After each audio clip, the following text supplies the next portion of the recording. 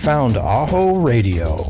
We're authentic human outliers coming together to help heal the fear of being authentic. To bring back genuine human conversation. No hype, no sensationalism, just honest talk about the critical issues affecting society, affecting humankind. And now, here are the hosts of AHO Radio, John Krotec and Bill Protzmann.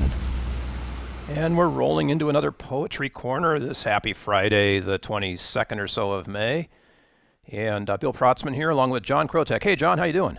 Hey, you know me, man. I'm always doing good. I'm near Everest today, and to get into the feel of today's poetry reading. But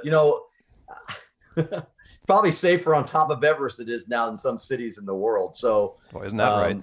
The beauty of modern technology can take us to these places and really set the stage. But I think that the poem today is meaningful, and I think that everybody's going to enjoy it.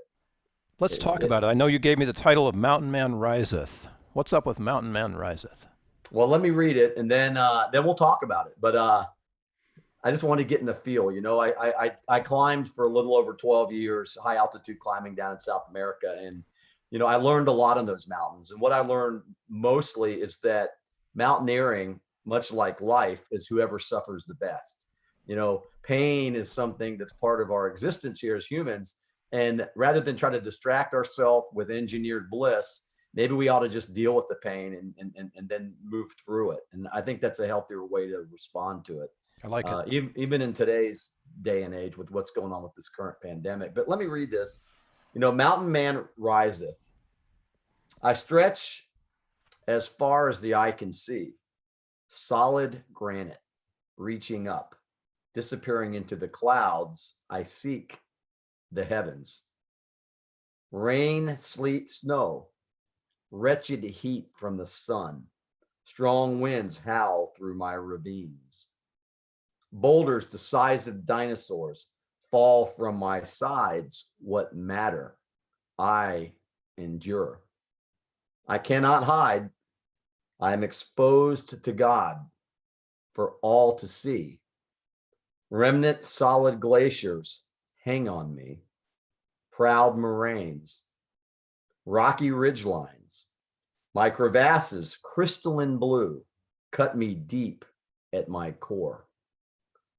My red badges of courage I wear proudly, humbly rising up above the pain. That's Man Riseth. I wrote that just a few days ago.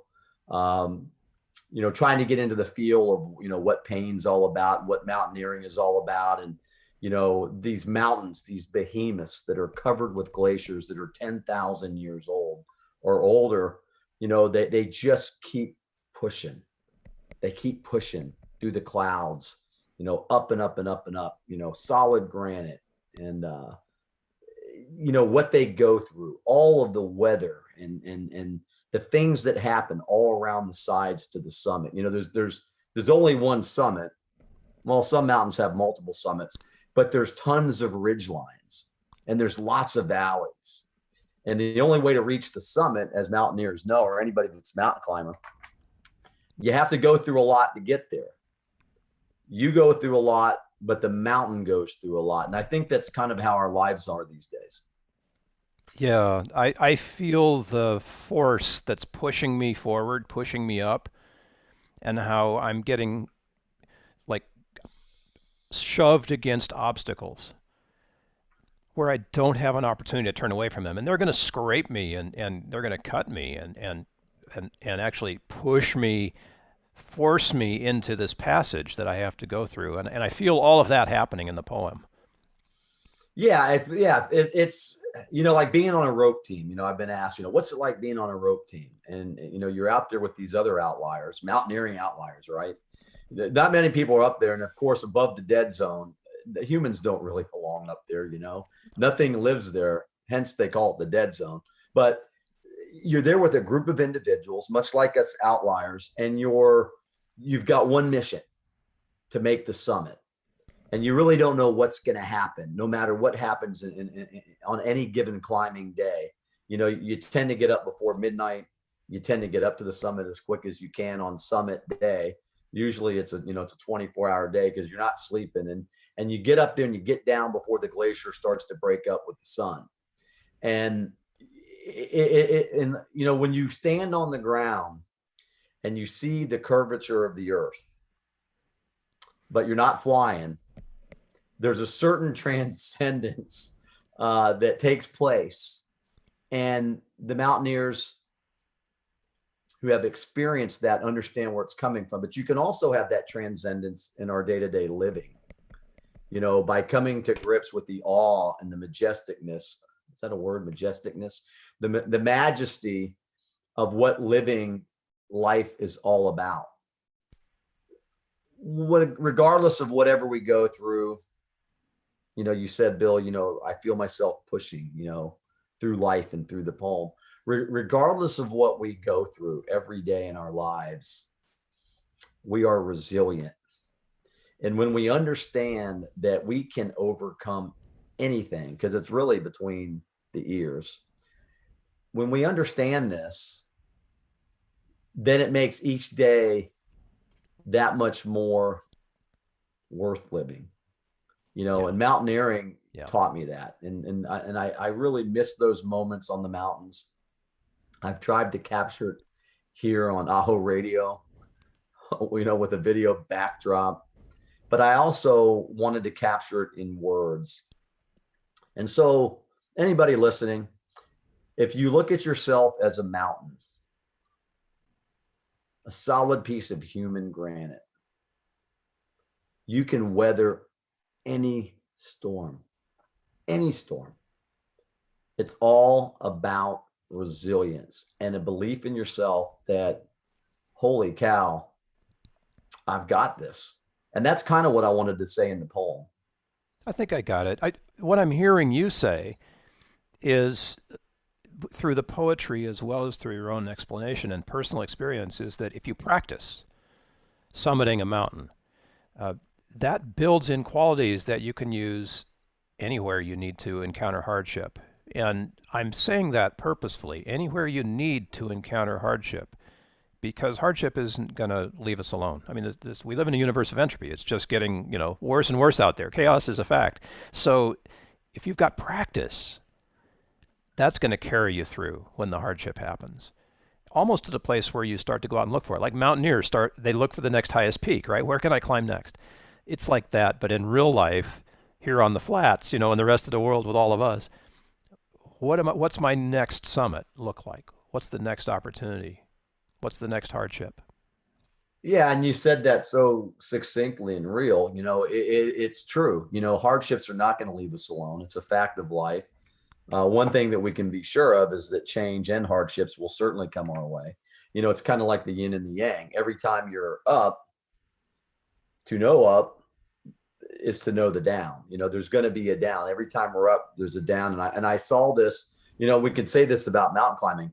Life is kind of like this. I was listening to a Shaolin monk, and he was talking about sometimes you're up here and sometimes you're down here, and but that's how life is.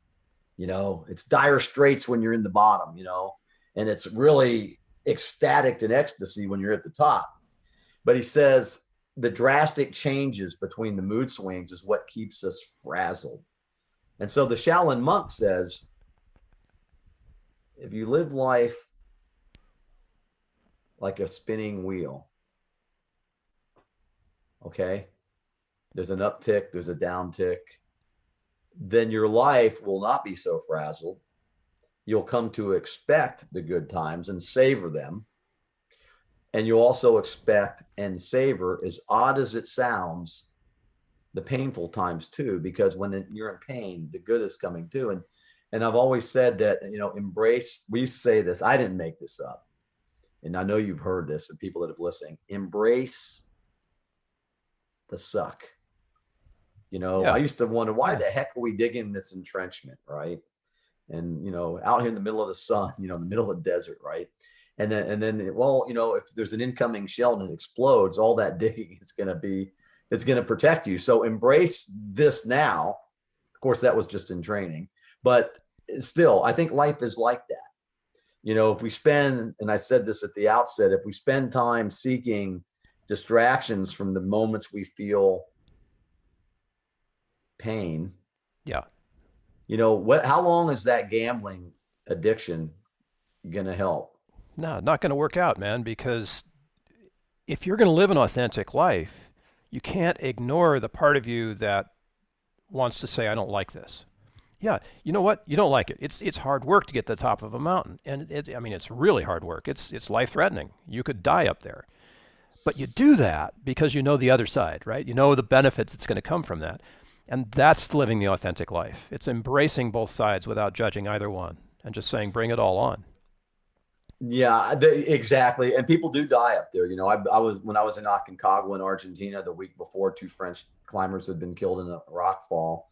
And one of the times we were in Mexico, 2 Colorado young men were stuck in a crevasse and froze overnight. So, it does happen. It's a risk that, all mountaineers are aware of.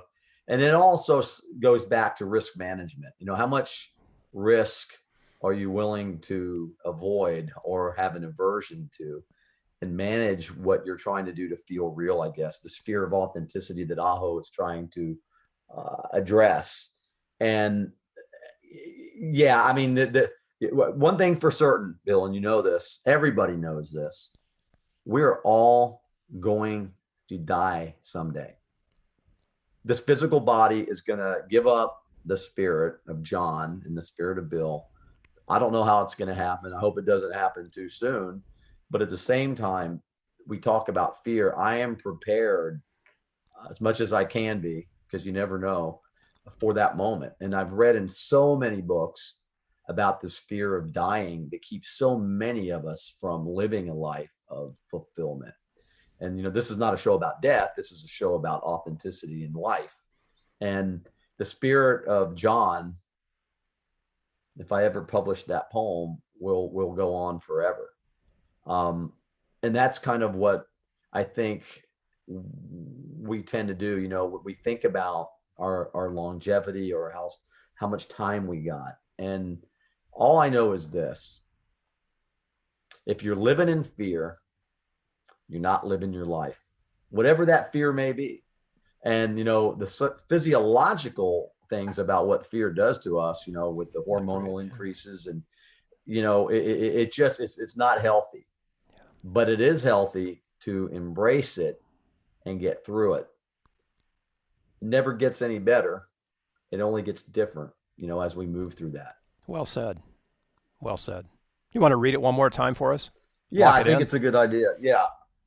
And here you go for posterity. Thanks for letting me do that. And it's kind of funny because I write these on my phone and then I go back and I retrieve them. But this is, again, if you didn't hear it the first time, this is called Man Riseth. It's a poem about perseverance, persistence, overcoming pain, and living, being like a mountain. Here you go. I stretch as far as the eye can see, solid granite, reaching up, disappearing into the clouds. I seek the heavens. Rain, sleet, snow, wretched heat from the sun, strong winds howl through my ravines. Boulders the size of dinosaurs fall from my sides. What matter? I endure. I cannot hide. I am exposed to God for all to see. Remnant solid glaciers hang on me. Proud moraines, tumbling seracs, rocky ridgelines. My crevasses, crystalline blue, cut me deep at my core. My red badges of courage I wear proudly, humbly rising up above the pain. Be a mountain, endure, live life, keep going. That's beautiful, man. Thank you. You're welcome. Thank you. Thanks for having me here. Good to see you, Bill, out on the West Coast, man. Oh, yeah, good to see you. We'll do this again, as we often do. Yeah, I think we will.